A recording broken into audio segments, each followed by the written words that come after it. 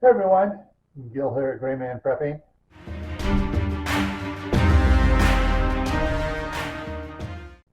On this episode of Your Prep for Today, I want to talk to you about something for the kitchen, for your prepper pantry. What I want to talk to you about is an item called cream of tartar. And some of you may be going, well, I don't know what that is. Others of you are going to, I know what that is. I know exactly what that is and what it's for. So if you know what it's for and everything, you know where I'm going on this. Before I get into this, I got a favor to ask of everybody. If you have not subscribed to the channel, please subscribe to the channel. Help me out with YouTube analytics. And also give it the video a thumbs up and make a comment. You know, good stuff. I already knew that. Thanks for trying something, all right? Keep it nice though, please. All right, now, so cream of tartar. What is it? Well, it's a byproduct of winemaking. All right, so when they make the wine in the vats and stuff, I'm not sure exactly all it has. I've been reading on it just so I give you guys a heads up on it.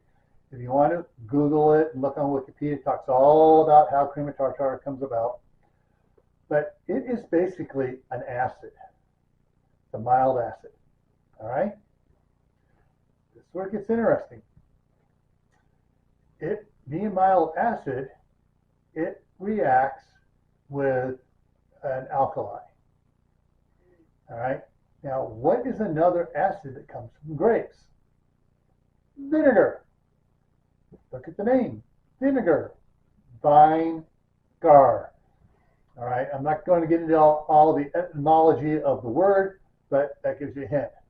Well, cream of tartar, when mixed with baking soda or sodium bicarbonate, creates a powder. That powder is known as baking powder. So long as you keep it dry and moisture free, it lasts. However, it lasts longer as baking powder and cream tartar separately, and you can always make your own. And there are plenty of videos out there on how to make it. Baking powder is what you use, is sort of like called like fast-acting raising of baked goods like cakes and stuff, as opposed to using yeast. And so if you don't have yeast and you have this, you can make certain things, you know, rise up. Now, if you want to see what happens when you add this to an acid, take a tablespoon of this, put it in a jar, take a tablespoon of vinegar, add it to, or a glass, and add it to that, and watch it foam up and it does that. Well, if you have this and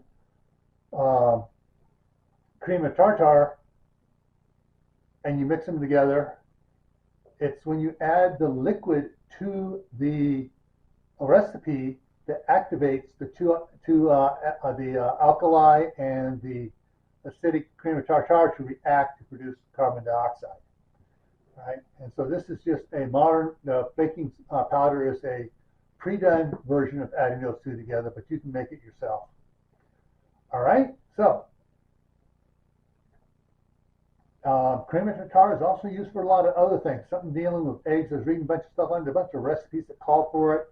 French cuisine, you know, 100 years ago or so, made it more popular.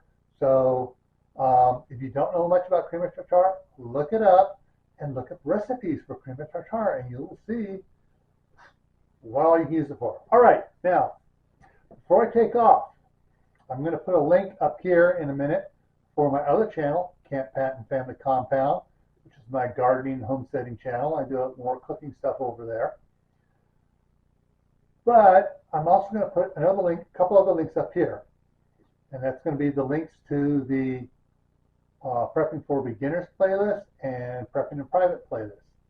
And you want to share those with your friends, relatives, neighbors, coworkers that aren't prepping at all, but have expressed the possibility of being interested in it.